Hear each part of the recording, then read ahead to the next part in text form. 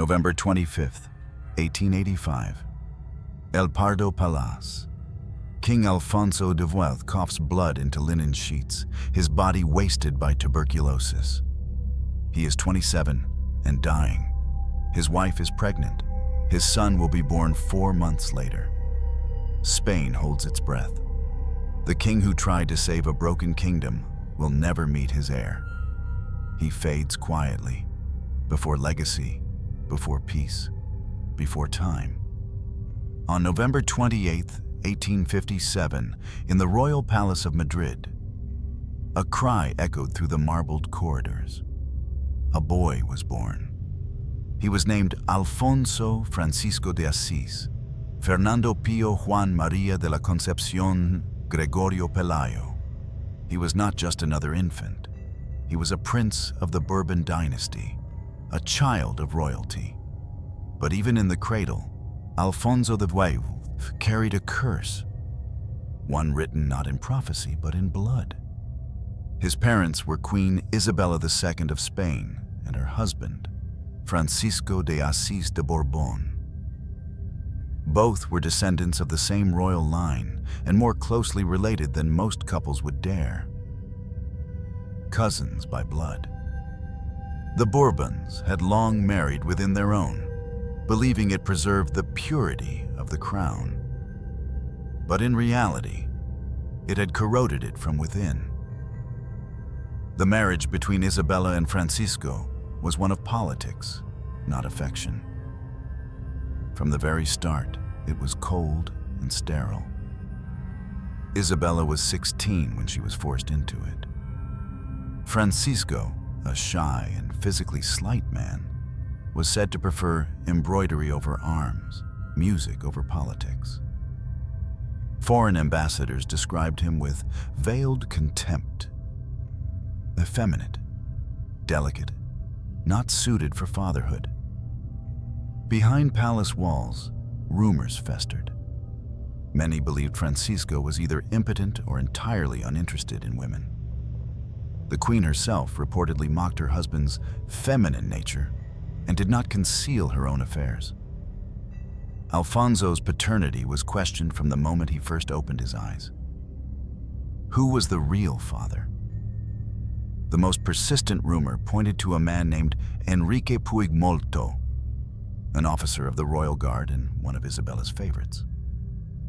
Others claimed different lovers, but none could ever say for sure. Officially, Alfonso remained Francisco's son. Legally, it didn't matter.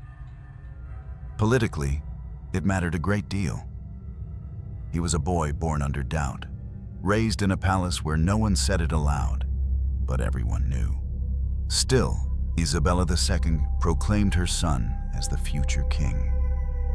She called him Alfonsito, a name filled with warmth, and she did, in her own turbulent way, love him. He became her symbol of continuity, her hope against the enemies swarming her crumbling regime. The child was bright-eyed and delicate. Photographs show him in curls and silks, looking more porcelain than princely. But Spain in the 1850s was not a land that made things easy. It was restless, riven by uprisings, failed constitutions, and regional revolts. The monarchy stood on cracked foundations. Every noble, every general, every bishop seemed to have their own agenda. Into this world, Alfonso was meant to grow and rule. He received an elite education under Catholic tutors, with the emphasis not on joy or exploration, but duty. From the beginning, he was watched, groomed, polished. The boy was told he would be king one day, but only if he could survive the shadows of his birth. There was a sense that he had to be more than legitimate. He had to be perfect. Because the stain on his origin was not small. It was structural. A family eating itself from within. The Bourbon dynasty had long been haunted by inbreeding. In the generations before Alfonso, Entire branches of the family tree had withered from genetic defects, infertility, madness, or early death. Charles II of Spain, Alfonso's distant predecessor, was famously disfigured and infertile. So ugly, one ambassador wrote, he looked like death. The weight of that legacy did not escape the boy's tutors.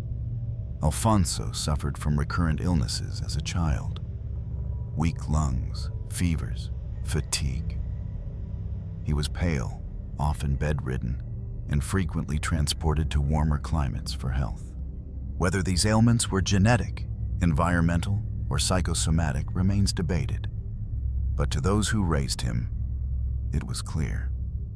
He was not a robust child. He was a porcelain heir. And yet, he had a softness about him that charmed those close to the crown.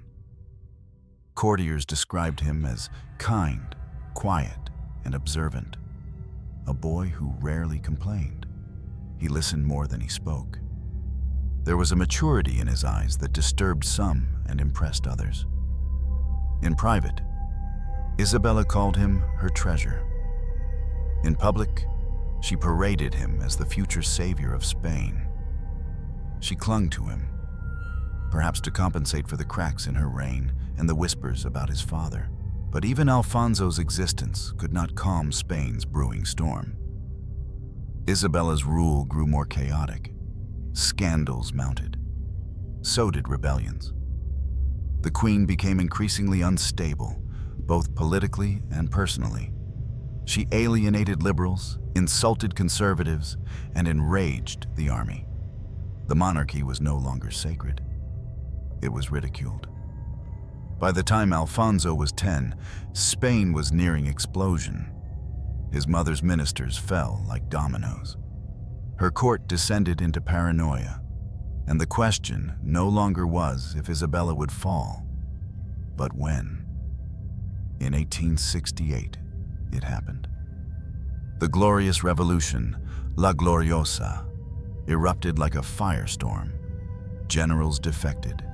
Crowds flooded the streets. The queen and her son were forced to flee. In a single week, the centuries-old Bourbon monarchy collapsed. Alfonso, just 11 years old, was placed on a carriage beside his mother. They rode away from Madrid under armed guard. No cheers, no honor, only exile. They fled to France first, then Vienna, then England. Nomads in velvet. For Alfonso, exile was not a vacation. It was a fracture. He had lost not only his home, but his identity. Spain, the country he was meant to rule, had rejected him before he could speak for it. And worse, he could not argue. He had no power, no voice, only the whisper. Was I ever truly born to rule? At boarding schools in Paris and later in Vienna, he was shaped by foreign hands. He learned discipline, Latin, fencing, diplomacy. But more than anything, he learned silence. Alfonso became a young man of few words, always watching, always poised. His tutors wrote of his seriousness, his lack of laughter. He carried himself like an old man trapped in a child's frame. The weight of inheritance was not theoretical, it was physical. He would often fall ill after state dinners or long travels. His chest remained fragile. Some believed that tuberculosis had already taken root in his lungs. Others claimed it was just nerves, or climate, or melancholy.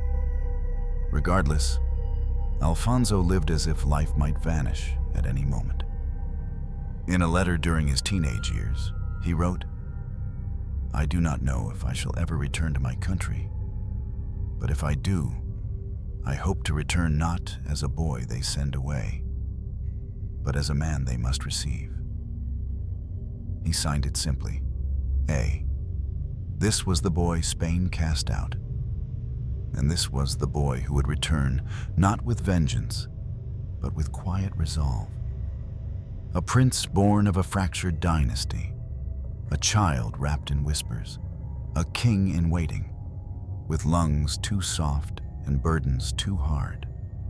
The blood of bourbon ran in his veins, but so did the ghosts of all the kings who came before and crumbled. Autumn 1868. Alfonso stood at the edge of a train platform in San Sebastian, clutching his mother's hand as the monarchy around them collapsed like wet plaster. He was just 11. Behind them, Spain smoldered, not from fire, but from fury.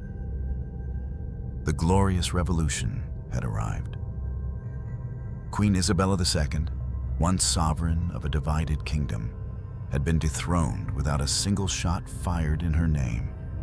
Generals turned against her. Ministers vanished. Her people, hungry, angry, and tired of scandals, cheered her exile. No longer queen, she fled in haste, with Alfonso and a few loyal courtiers trailing behind her in silence.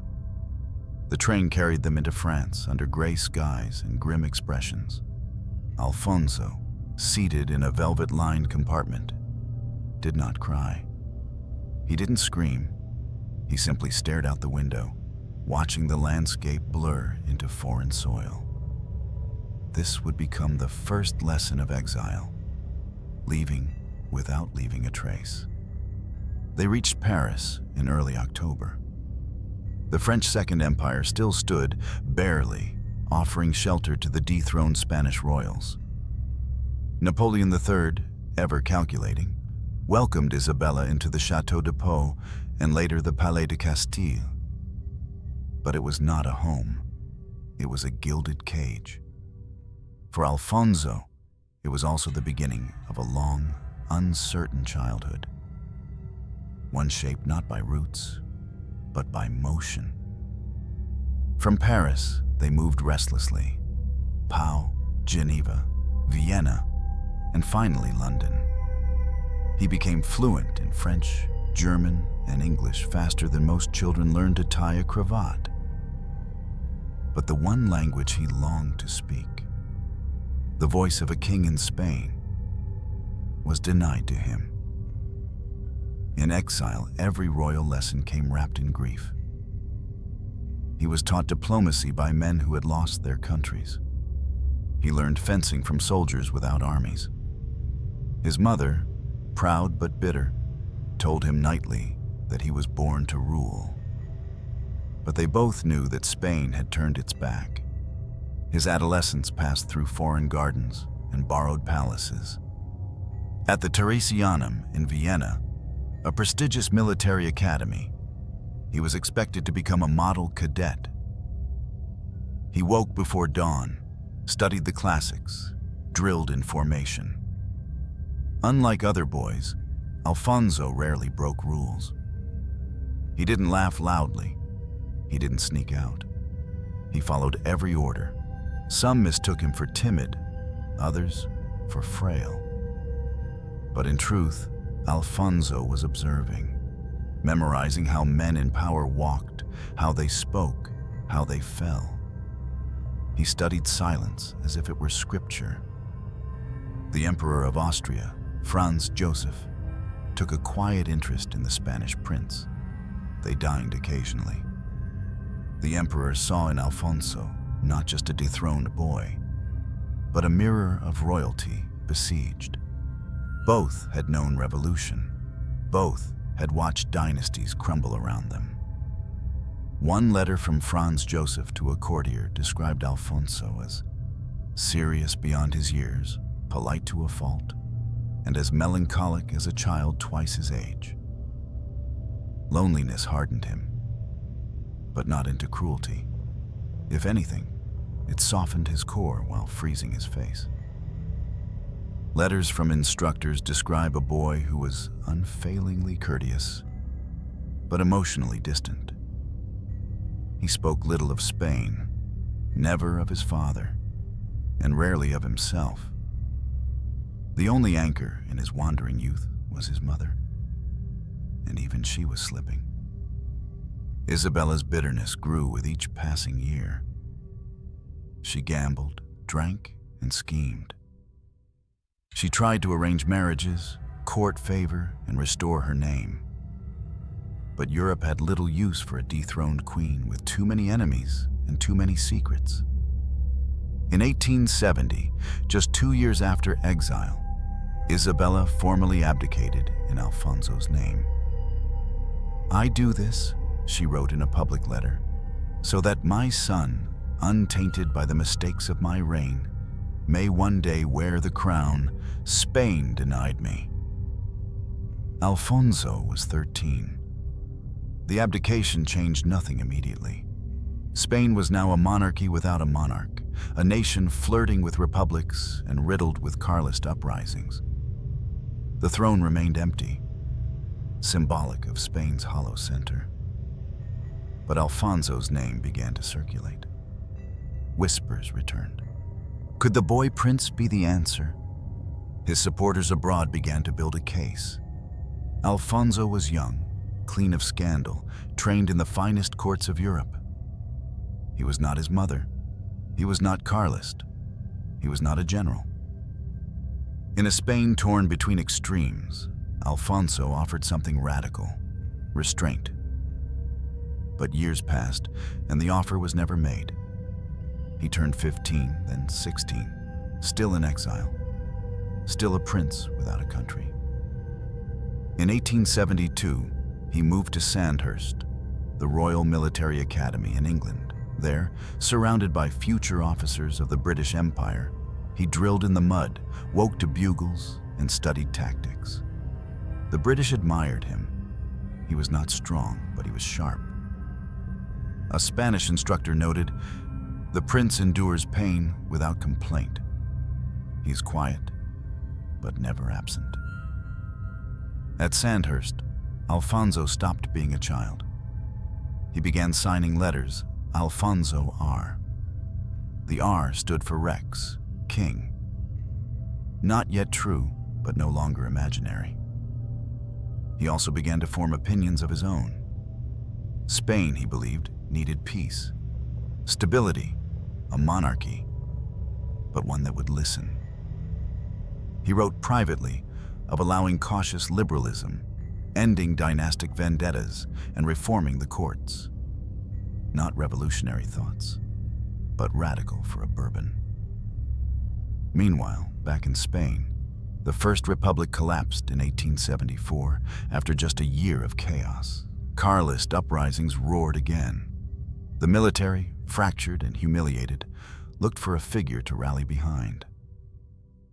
That winter, General Arsenio Martinez Campos staged a pronunciamiento, an armed declaration of allegiance, declaring Alfonso XII the rightful king. It was done swiftly, without blood. The military, exhausted from years of instability, welcomed it. Many civilians, too, yearned for a familiar order. Alfonso received the news in Paris, where he had returned after his Sandhurst graduation. He was 17. He boarded a train not as an exile, but as a king. The boy who had left Spain in silence now returned with a crown hovering above him. Not heavy yet, but already cold. He had grown up without a throne. Now he would be handed one, with all its ghosts intact. And though his name would echo again through the halls of Madrid, it would be his lungs. Fragile, quiet, invisible, that whispered the truest story. The story of a boy raised far from home, of a king crowned too young, and of a fate that had never left him. The train slid across the border into Spain just after midnight, December 1874. Alfonso sat upright, cloaked in military blue, his face a mask of calm. Behind him, the windows of Europe had passed like a ghost story. Ahead lay a land he hadn't seen since he was 11, a land that had exiled his mother, doubted his blood, and forgotten his name.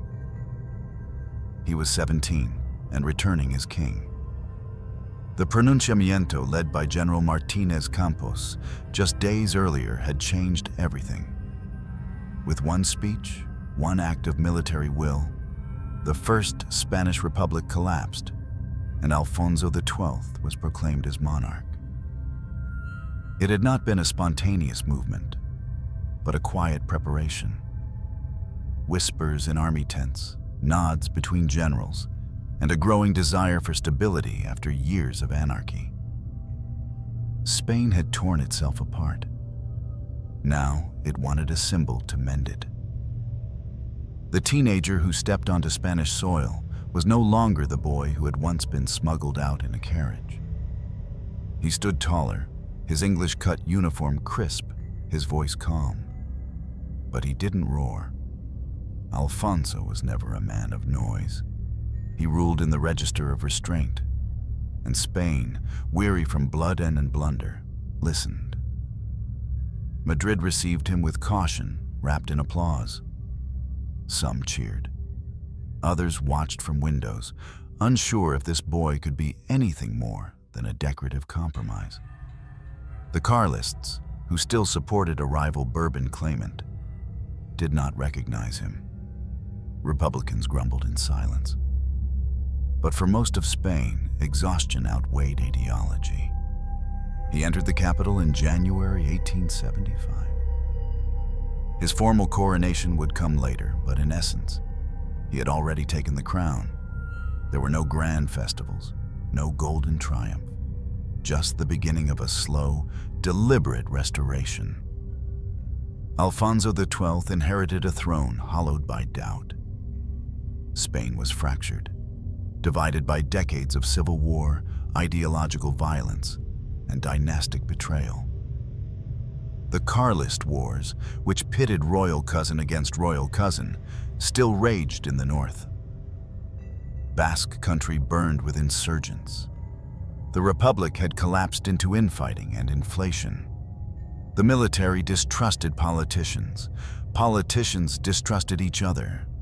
The church had lost credibility, and even the monarchy, once divine, now returned with mortal tremors. Into this maelstrom stepped a teenager. No beard, no battlefield, only a name and a title. Yet from the start, Alfonso understood the role he had to play. He toured the country not as a conqueror, but as a reconciler. He spoke little, but chose his words carefully. He reinstated the 1845 Constitution, revised to be more moderate, and promised amnesty to those who laid down arms. His letters to generals were filled with the language of reason, not revenge. Where his mother had ruled with chaos and pride, Alfonso chose order and humility. Still, he was not naive. Behind his calm demeanor was calculation. He knew the monarchy could not survive another scandal. He forbade court intrigues. He tightened spending. He cleaned up royal appearances. His youth made people lower their guard. But his instincts were sharp. One of his first acts was to confront the Carlist threat. He knew legitimacy was a fragile thing. The rival Bourbon claimant, Carlos VII, still had armies in the north and the loyalty of traditionalist Catholics. Alfonso, though physically frail, resolved to end the conflict. He moved with speed. Backed by generals like Martínez Campos and Joaquín Jovelar, he oversaw coordinated campaigns against Carlist strongholds. He didn't lead battles personally. His health and age made that impossible. But he was present enough to inspire discipline. In 1876, after 2 years of attrition, the Carlists surrendered. It was one of Alfonso's first great achievements. He ended a war that had plagued Spain for 40 years. But peace came at a cost. His health was already in quiet decline.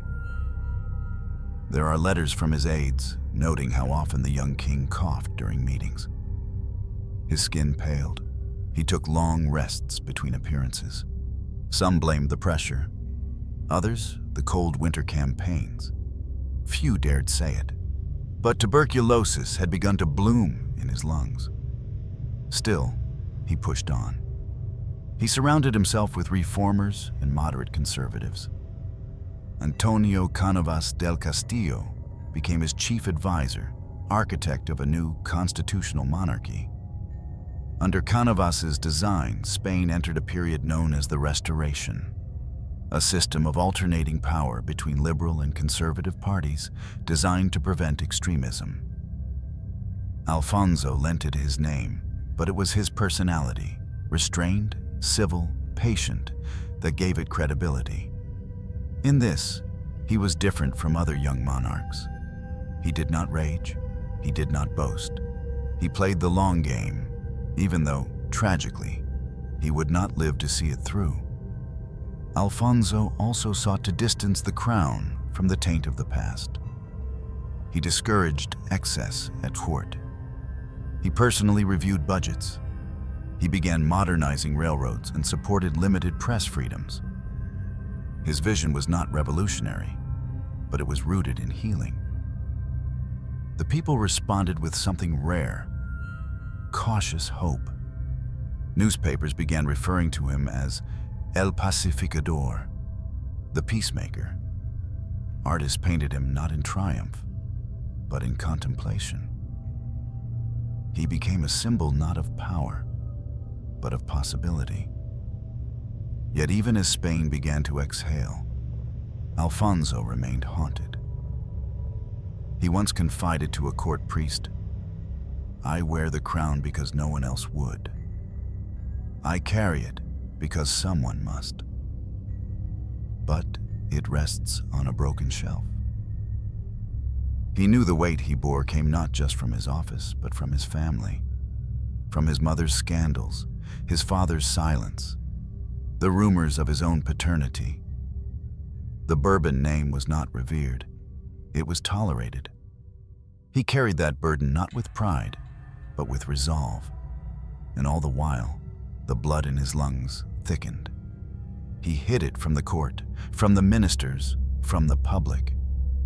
Only his doctor and a few confidants knew the full truth. The young king was dying slowly. But he would not stop. Not yet. He had reclaimed the throne as a teenager. Now he would try to rebuild the soul of a kingdom before time, breath, or fate took it away. In the cold corridors of the royal palace, where power echoed louder than joy, something unexpected blossomed.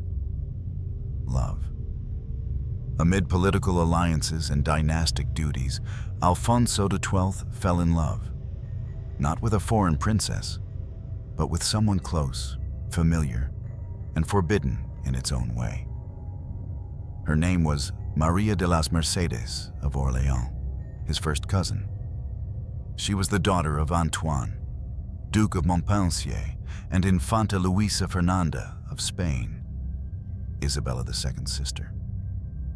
She had grown up beside Alfonso, more playmate than pawn. They shared childhood laughter in exile, brief and rare moments of peace between lessons, obligations, and adult calculations. But as they matured, something deepened, an affection that was not arranged or negotiated, but real. In a world where most royal marriages were forged in ink and treaties, Alfonso's desire to marry for love was both naive and brave. The court was not pleased. Maria's father, the Duke of Montpensier, had once plotted against Queen Isabella II. Many nobles distrusted him. Politically, a match with a powerful foreign house, Austria, Britain, or the German states, would have secured new alliances and prestige. To marry a cousin from a politically tainted family, that was a risk. That was scandal. But Alfonso, king though still only 18, insisted. He told his advisor, Cánovas del Castillo, "They want me to marry for peace. I would rather marry for the only peace I've ever known." And so, in January 1878, Alfonso XII married Maria de las Mercedes in the royal chapel of Madrid's Palacio Real. The ceremony was elaborate, gilded with Spanish tradition, and cloaked in a strange tension between celebration and fear. Crowds gathered. Church bells rang. The young couple stood beneath tapestries and gold leaf altars, exchanging vows with eyes more alive than most royal unions ever saw. For a moment, Spain exhaled. Newspapers called it the marriage of peace and beauty. Painters captured them riding together through El Retiro Park. She, delicate and elegant. He, pale but smiling, a rare thing.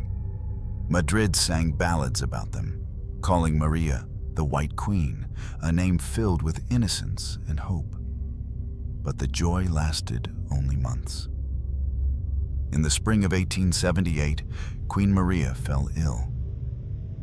At first, it seemed like a cold, then a fever, then something deeper.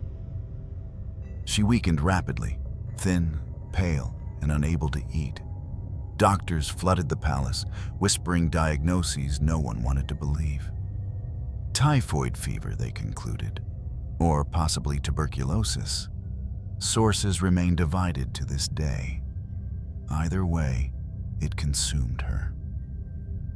Alfonso refused to leave her bedside. For days, he slept in a chair, still in uniform, watching the life drain from the only person who made the palace feel like home. Courtiers begged him to rest. Ministers asked him to govern. He would only reply, "She is my kingdom now." On June 26, 1878, less than 6 months after their wedding, Queen Maria de la Mercedes died. She was just 18 years old. Alfonso did not cry in public, but his eyes, according to eyewitnesses, turned inward, as if something inside had been shattered and sealed off forever. He walked beside her casket down the long nave of the Basilica of Atocha, silent, hands clenched behind his back. The Spanish people, who had watched their young queen rise and vanish in less than a year, wept openly in the streets. Songs of joy turned to dirges. The city draped itself in black. And the king, still a teenager, was left alone again. He withdrew from court life. For weeks, he avoided public events, speaking only when necessary. His letters to confidants were brief, marked by a tone of numbness. One note simply read, "It is one thing to lose a crown. It is another to lose your reason to wear it." Behind closed doors, Alfonso visited her chamber at night. He reportedly kept a portrait of Maria beside his bed and refused to let servants remove her personal items. Some said he wore her locket beneath his military jacket. Others claimed he ordered the chapel kept exactly as it was during their wedding. What is clear, he grieved not as a king, but as a boy who had finally found light, and then watched it be extinguished. Spain, meanwhile, watched with restrained sorrow. It had grown accustomed to political death. But this was different. This was romantic, tragic, human. Alfonso's popularity grew, not because of triumphs, but because of pain. He became a symbol not of power, but of loss. Poets compared him to medieval kings mourning their queens. Songs were composed in Maria's memory, and in the heart of Madrid, a legend was born that their love was cursed by God because they were cousins, and that no Bourbon would ever marry for love again. Historians remain skeptical of such myths, but the emotion was real. The young king who had returned from exile to calm a broken nation had now tasted his own private devastation, and it showed. Though Alfonso resumed his duties in the following months, he was never quite the same. His smile faded. His silences grew longer. He began suffering from fatigue and chronic coughs. His doctors warned of nervous strain, But tuberculosis does not ask permission to bloom. It waits for sorrow to open the door. Alfonso's own body, already fragile, began to betray him. Still, in 1879, at the urging of his government and family, he agreed to remarry, not for love this time, but for duty. The choice was Maria Christina of Austria, a Habsburg princess of noble blood, intelligence, and quiet strength. She was everything a queen should be. But she was not Maria. The wedding was held in November 1879. No love ballads were written this time. There were no whispered prayers of joy, no songs in the streets, just applause, measured and polite, obligatory. The court breathed easier. The dynasty was secure. The government had its queen. But the king had buried the only part of himself that ever dared to hope. And in its place grew something else. Not hatred, not coldness, but a silence so vast it seemed to echo down palace halls. A silence shaped like a girl in white, gone before the crown could warm her head, gone before Alfonso could even say goodbye. The second marriage of Alfonso XII was everything the first had not been. Dutiful, strategic, and emotionally barren. On November 29, 1879, less than 18 months after he buried Maria de las Mercedes, Alfonso stood once more at the altar.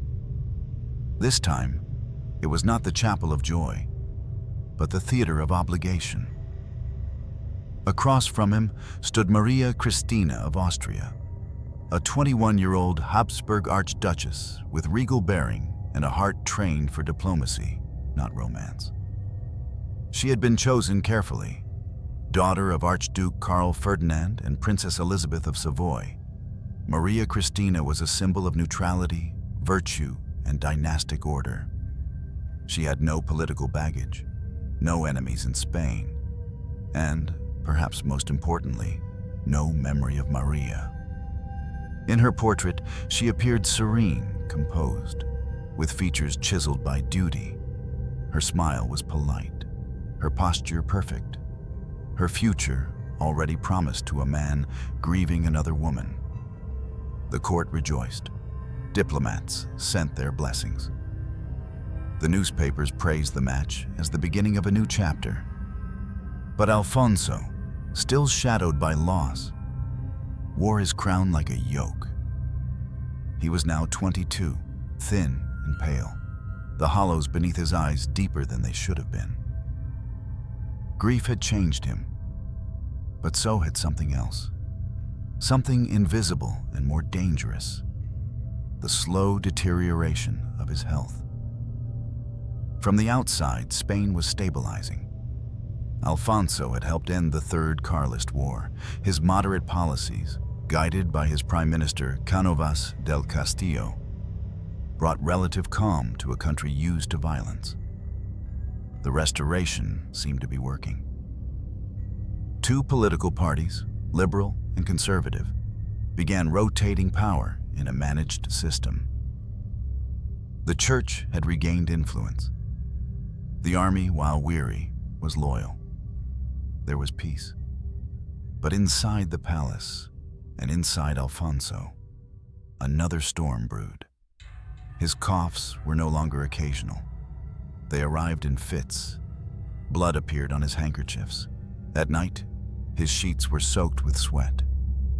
His physicians suspected the worst, tuberculosis, then known as consumption, a disease that devoured from the inside, leaving skin and bone but stealing breath.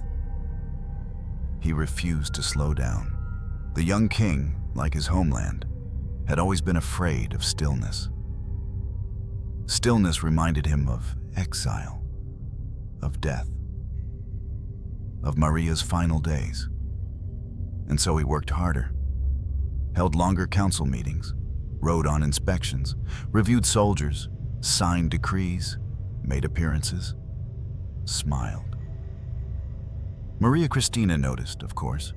She wrote in a letter to her brother, "He is gentle with me and correct in all things, but his face is often far away, as if speaking to someone who isn't there."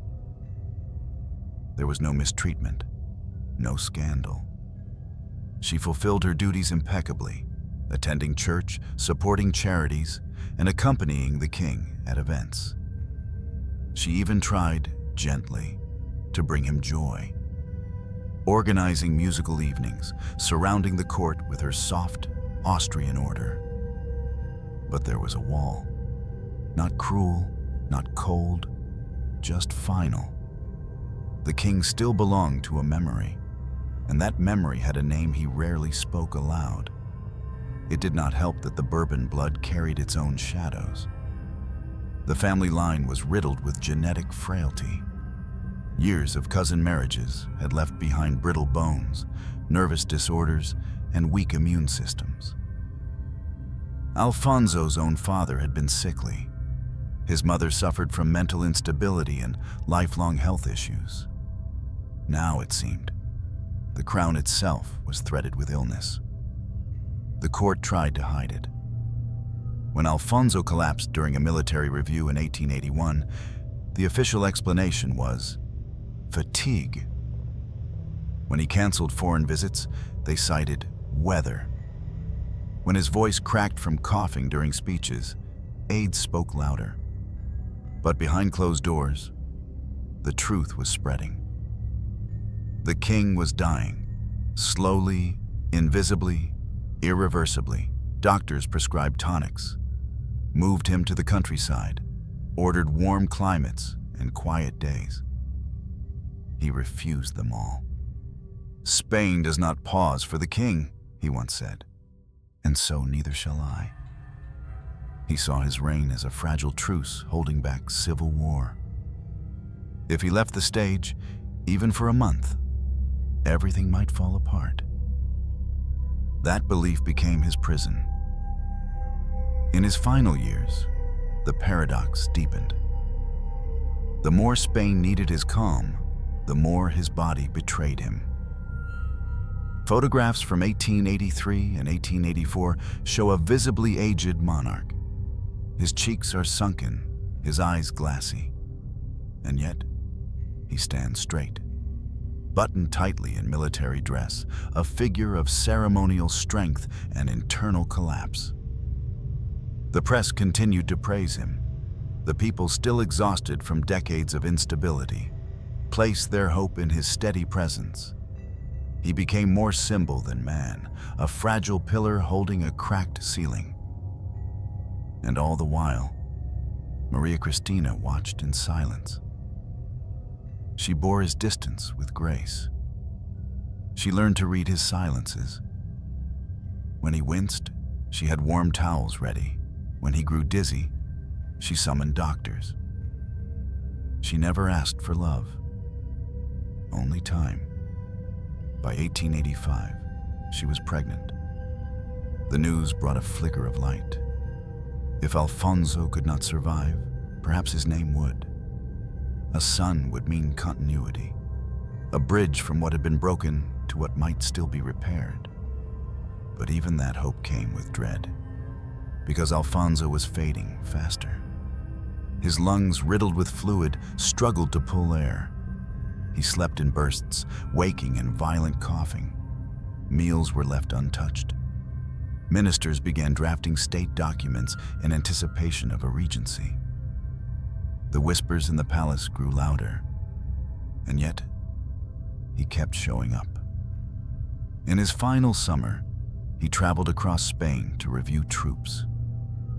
He stood in the sun until he collapsed.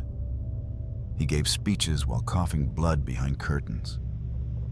In October, he made his last public appearance, a military parade in El Escorial. Witnesses say he looked like a ghost in full regalia, a man already posthumous. The newspapers began publishing glowing retrospectives, obituaries in waiting. But the king refused to speak of death. He worked until his hands trembled. He kissed Maria Christina's hand every evening. He murmured short prayers before sleep. On November 24th, 1885, he took to bed. He would not rise again. Maria Christina sat beside him in the stillness, 4 months pregnant, holding the hand of a man who ruled for peace, married for duty, and was dying beneath the weight of both.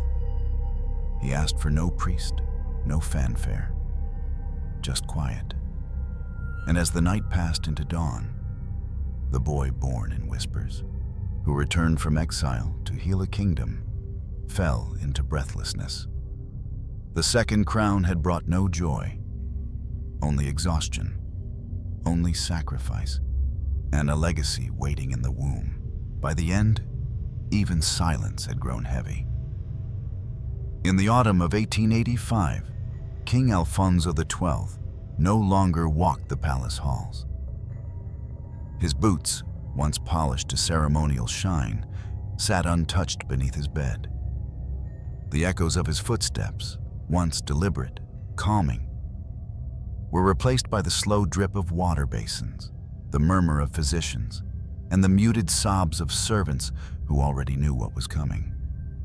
Tuberculosis had claimed him long before the final hour. It had just taken time to finish the work. The disease, then called consumption, was known for its cruelty. It did not kill quickly.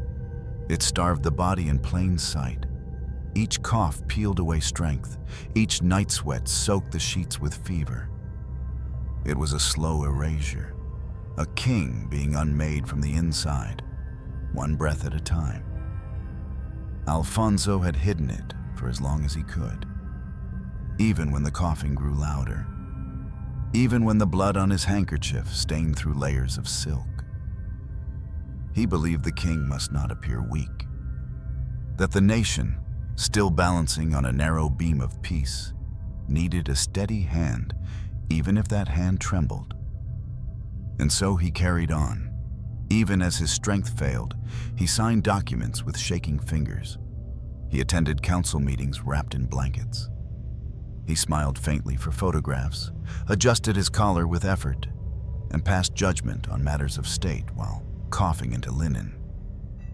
But behind closed doors, the toll was mounting. His appetite vanished. His skin stretched thin over sharp bones. His lips turned blue. At night, the palace staff would hear his wheezing echo through the corridors. At dawn, he would greet them as if nothing had happened.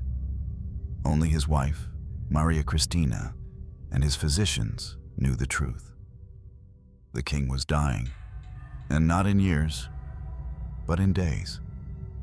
Still, he refused to yield.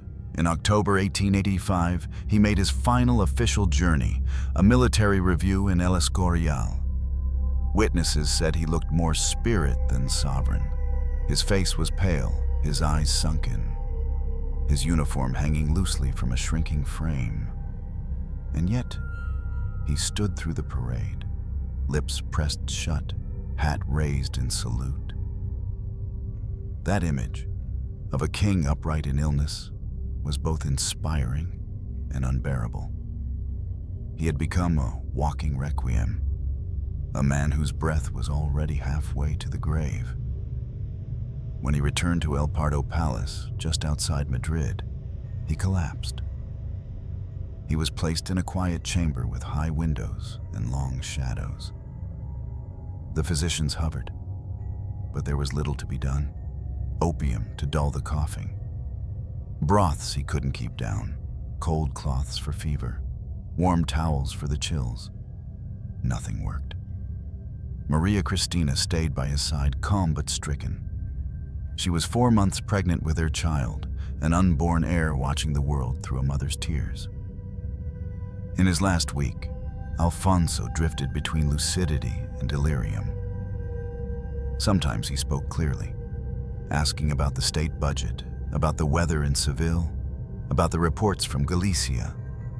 Other times, he whispered names that weren't there. Maria. his mother, God. One night, in a brief moment of clarity, he told Maria Cristina, "If it is a boy, name him Alfonso. Let him be stronger than me." She nodded, biting back grief. Her voice, always soft, replied, "He will know you." But how does a child know a ghost? By November 23rd, Alfonso was too weak to rise. By the 24th, he could no longer speak. The doctors called for a priest. Maria Cristina stayed seated, holding his hand with one palm, her other resting over the curve of her growing stomach. At dawn on November 25th, 1885, Alfonso XII of Spain took his final breath. He was 27 years old. The room was still.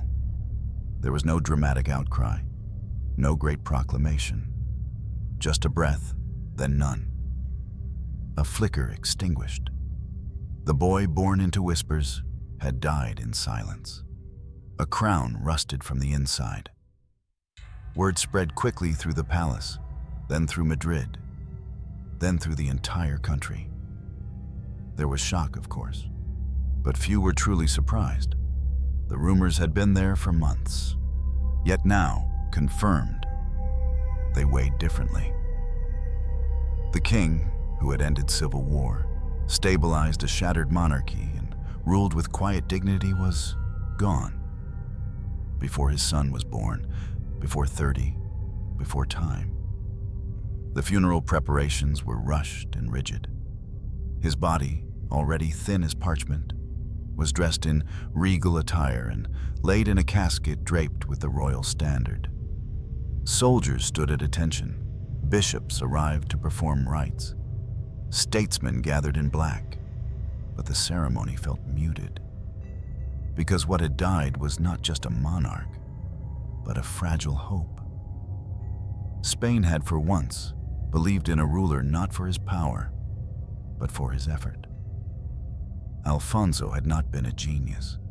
He had not conquered empires, but he had tried, earnestly, endlessly. And that trying, so rare in rulers born to thrones, was what made his passing feel like betrayal by fate itself. A few days later, Maria Cristina addressed the council in a trembling voice. She confirmed the pregnancy. The regency would begin. If the child was male, he would be king from the moment of birth. And so, Spain waited again. A widow in black, a nation in uncertainty, a throne without a heartbeat. In the quiet days that followed, poets wrote of Alfonso as the King of Ashes, a man who rebuilt the walls of monarchy but was too frail to live behind them. Others called him the silent reformer, praising his devotion to peace, his efforts to reconcile ideologies, and his refusal to become a tyrant in an age that invited it. But among the people, the memory that endured was simpler. He had ruled without arrogance. He had bled without spectacle. He had died trying to hold Spain together. And in the nursery of El Pardo, a cradle stood beside a mourning queen, waiting for a child to be born under a crown no longer warm. On a spring morning, May 17th, 1886, the silence that had haunted El Pardo Palace cracked open. A cry pierced the hallways, a new voice in a house full of echoes. The baby, wrapped in white lace and royal cloth, was lifted before the weary eyes of ministers and priests. A son had been born, a king from the womb. Alfonso XIII. He entered the world 4 months after his father had exited it. Born posthumously, he became king with his first breath. An infant sovereign, swaddled not just in silk, but in the sorrow of a nation that had lost its anchor. Spain, in mourning, now looked toward a crib for salvation. But can an infant bear a crown? Maria Cristina, now a 28-year-old widow and mother, became regent on the very day she gave birth. Hours after delivering her son, she was signing royal documents with trembling fingers. Her face pale, her words carefully chosen. The court, draped in black, offered cautious applause. The Spanish government, fragile yet intact, pledged loyalty not to a man, but to a child. It was a strange coronation. No procession, no parade, no monarch taking oaths. Only a baby, his eyes still unable to focus, declared king by default. He was baptized in Madrid's San Jeronimo church with all the pomp of centuries past, but none of the stability they once implied. Alfonso XIII had inherited his father's name, his dynasty, and his burden. But he had inherited none of his father's presence. Spain, now governed by a regency council under Maria Cristina, tiptoed through the uncertainty. For years, the Queen Mother ruled in her son's name, efficiently, quietly, and without scandal. She studied her husband's policies, copied his tone, and preserved the constitutional balance he had championed. She was not popular, but she was respected. Her loyalty to the monarchy was unwavering. Yet behind her calm, a darker truth loomed. The child king had been born into a country always on the brink. Political violence simmered beneath the surface. The rotating system of power, designed by Cánovas del Castillo, began to show cracks. Conservatives and liberals traded rule, but corruption seeped into both. The carlists, though weakened, had not vanished. Anarchists, emboldened by poverty and suppression, plotted in shadows. And the colonies, Cuba, the Philippines, strained at the edges of empire. Spain needed a leader, but the cradle rocked, not the throne. As Alfonso XIII grew, the nation waited. His face appeared on coins and portraits before he could walk. His birthdays were celebrated as national holidays. His nurses, tutors, and guards were briefed by ministers. Every cough was examined, every stumble noted. And yet, in his earliest years, he was not truly known by anyone outside the palace. Maria Cristina shielded him fiercely. She ordered that he be taught in Spanish and Latin, trained in Catholic discipline, and instructed in the duty of monarchs. But unlike his father, Alfonso XIII had never lived in exile, never heard whispers of scandal, never watched a country reject its king. He grew up adored, but isolated. He was told daily that he was king, but he had no memory of ruling, no voice in decisions, only the weight of a title he did not understand. And so a subtle tragedy unfolded. While Spain remembered Alfonso XII as a king who died too young, it began shaping Alfonso XIII into one who was born too soon. There was always a gap, a silence, between the two Alfonsos. The elder had ruled with restraint, matured by exile, and shaped by illness.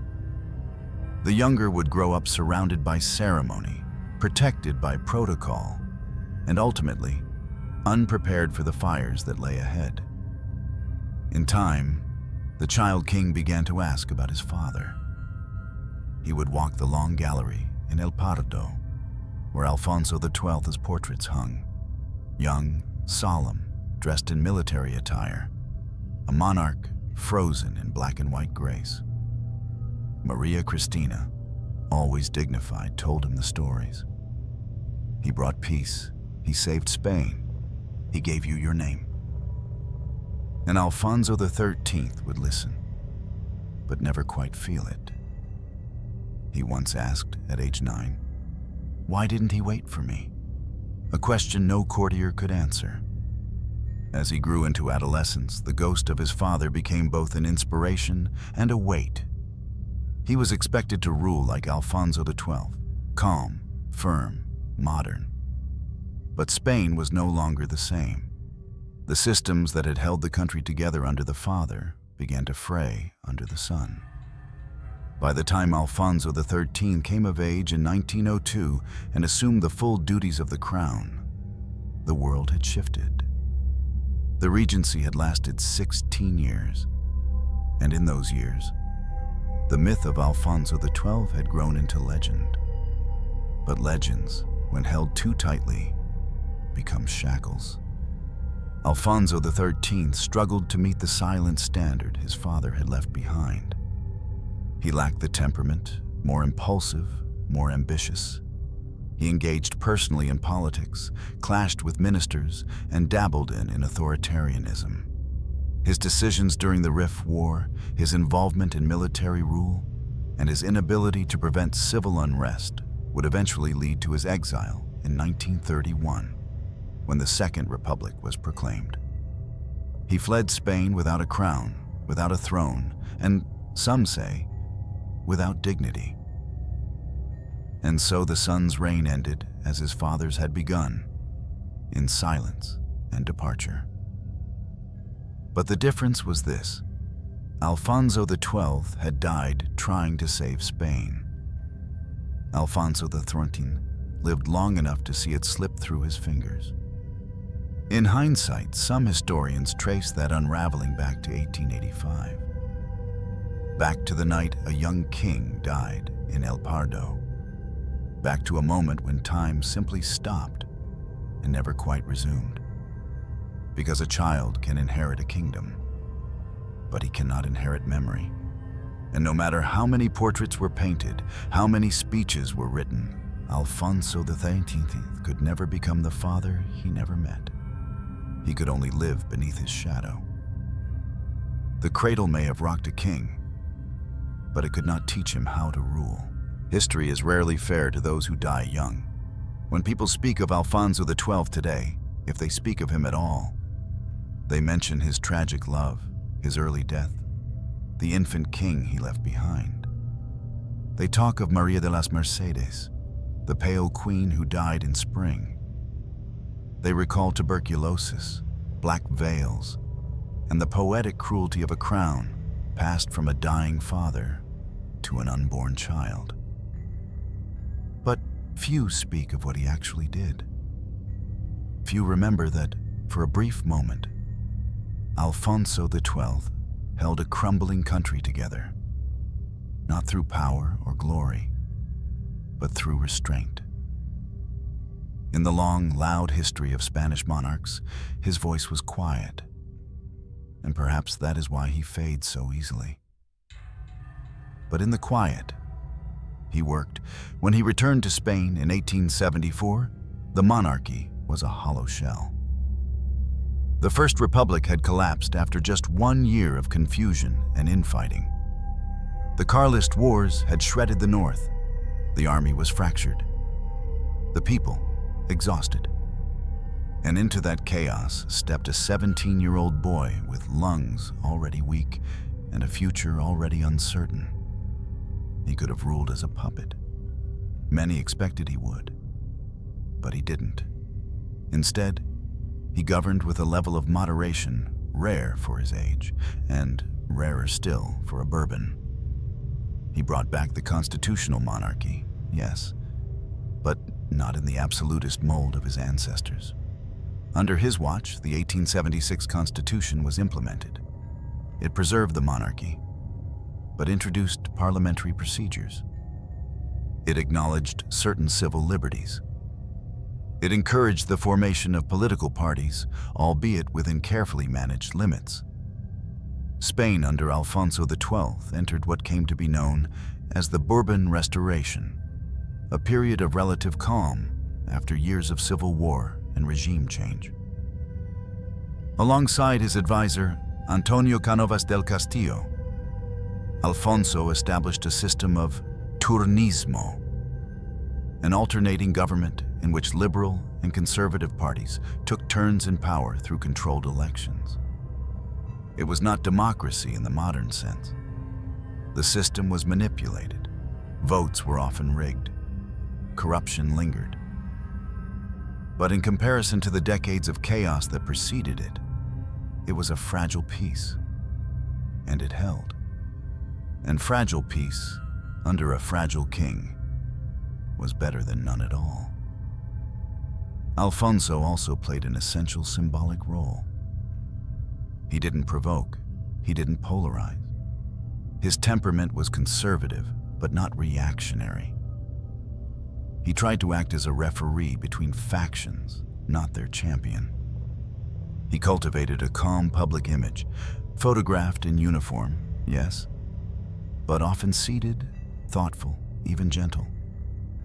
He made few speeches, but they were measured. He visited hospitals, attended public works ceremonies, and rarely missed religious observances. He was not flamboyant, not revolutionary, and for that reason, perhaps, he never captured the imagination of future generations. But those who lived during his reign knew better. During the height of his rule, violence decreased. Economic growth, while uneven, began to return. Trade improved. Railroads expanded. Relations with foreign powers stabilized. Spain, after decades of being mocked as a failed state, started to resemble a functioning kingdom again. He also moved carefully to limit the power of radicals without crushing them. He pardoned former Republicans, made gestures toward liberal intellectuals, and refused to fan the flames of revenge. In 1881, under his reign, the liberal Sagasta government was allowed to take office, a major concession to political balance. Even the church, long a source of unrest, was managed with caution. Alfonso remained devout, but he did not cede the reins of power to clergy. He believed in harmony, not dominance. He tried, as much as a king could, to keep the church a partner, not a master. But he was not perfect. He failed to address the deep economic inequalities that plagued Spain's peasantry. Land reform remained untouched. He left colonial issues unresolved, particularly in Cuba and the Philippines, where insurrections were quietly brewing.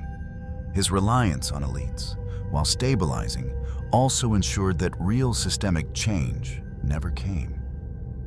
He ruled as a caretaker, not a builder. And yet, for a country on the brink of collapse, that may have been exactly what was needed. When he died, letters of condolence arrived from across Europe. The Austrian emperor praised his nobility of character. The Pope lauded his Catholic grace and dignity. Even France, whose government had long been suspicious of Bourbon monarchs, acknowledged his gentle service to a weary nation. But within a decade, that service was forgotten. Alfonso's legacy was soon buried beneath the scandals and crises of his son's reign. Alfonso XIII, born after his father's death, would lead Spain through colonial defeats, dictatorship, and exile. His reign ended with the fall of the monarchy in 1931. And in that long shadow, the memory of Alfonso XII was reduced to a footnote, a tragic love story, a short reign, a king who coughed blood. The irony is cruel, because Alfonso XII, who ruled with moderation and caution, left behind no bold reforms to be remembered, no military conquests, no great speeches, just 17,000 days of holding the center. He never became a legend, because he never tried to be. But sometimes, history forgets that endurance is also a form of greatness. He was not a king of thunder. He was a king of pause, a quiet interval between storms. And perhaps that is why Spain, when it speaks of him at all, speaks softly. Not with reverence, not with hatred, but with something closer to silence. The House of Bourbon, once the most powerful dynasty in Europe, had long survived by marrying itself. Cousin to cousin, uncle to niece. Alliances sealed with shared blood rather than shared values. Over generations, it created a genealogy as tight as a noose. And Alfonso XII was born into its final tightening. He was both heir and warning. His mother, Queen Isabella II, and his father, Francisco de Assis, were double cousins, linked by both paternal and maternal lines. Francisco, often mocked by contemporaries for his frail frame and androgynous bearing, may not even have been Alfonso's biological father. The rumors of illegitimacy dogged Alfonso all his life. But the truth of his bloodline, in the biological sense, was less important than its condition.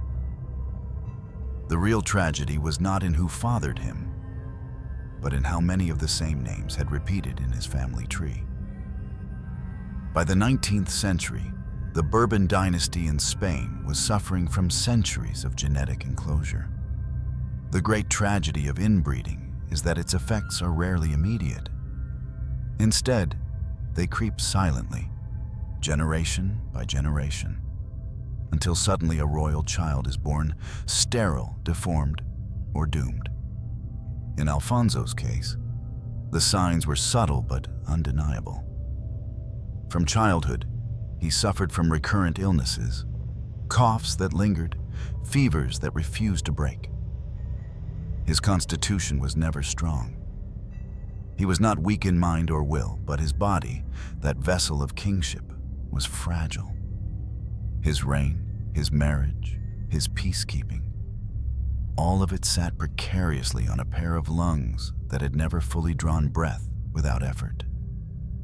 And in dying at just 27, from tuberculosis that his body could not resist, he became not only a victim of circumstance, but a symbol of a deeper rot. The body politic mirroring the body royal. Because Alfonso was not the only one. His descendants, and even his ancestors, read like a medical record of dynastic ruin. The most infamous example, of course, was Charles II of Spain, the last Habsburg king before the Bourbons took over. Charles was so inbred that he had a smaller than average brain case, severe physical and intellectual disabilities, and was incapable of producing an heir. His genetic coefficient was that of a child born of sibling incest, a product of generations of dynastic obsession with purity. The Bourbons, inheriting this tradition, continued the cycle, pairing cousins to cousins, ensuring that political alliances never required foreign risk. But the cost was always biological. In the generations after Alfonso XII, the sickness did not stop. His son, Alfonso XIII, though initially strong and long-lived, passed on the legacy in blood. He fathered a son, Alfonso, Prince of Asturias, who was born with hemophilia, the dreaded royal disease of Europe. The boy bled uncontrollably from even minor injuries. It was a slow death sentence, and a tragic echo of what had plagued the children of Queen Victoria's line as well. Two of Alfonso XIII's other sons would later renounce their rights to the throne. One was deaf, the other mentally disabled. The Bourbon bloodline had thinned not just politically, but physically. It was as if the dynasty itself had grown tired. Even Alfonso XII's siblings were not spared. His sister Infanta Pilar died young from illness. His other relatives, cousins, nieces, nephews, were either infertile, sickly, or married off into similarly troubled royal houses. The palaces remained, but their halls grew quieter, the portraits more idealized, the children paler, Royal biographers have often glossed over this slow deterioration, focusing instead on wars, marriages, and treaties. But behind every political event was a biological truth. Power was being passed through lungs too weak to speak, veins too delicate to bleed, minds too fragile to endure. And this decay wasn't just personal, it was national. Spain, under the Bourbon, entered the 20th century limping. Its empire crumbled. Cuba, Puerto Rico, the Philippines, and Guam were lost in 1898 in a humiliating defeat to the United States. The monarchy under Alfonso XIII lost its grip on the people. And eventually, in 1931, he fled into exile. It wasn't just the end of a reign. It was the culmination of generations of slow collapse. Alfonso XII's death, so young and so symbolic, became a quiet turning point. He had ruled with dignity, with restraint, with purpose. But even he could not escape the fragility that came with the name he inherited. There's something haunting about a monarchy that dies not with a guillotine or rebellion, but with a cough. That's how the Bourbon fell. Not in fire, but in phlegm. A lineage built on alliances and blood, eventually drowned in its own insistence on purity. And Alfonso XII, dying in a quiet room with his wife pregnant beside him, became the face of that quiet undoing. Spain would remember him kindly, but never as a savior. More like a gentle sorrow.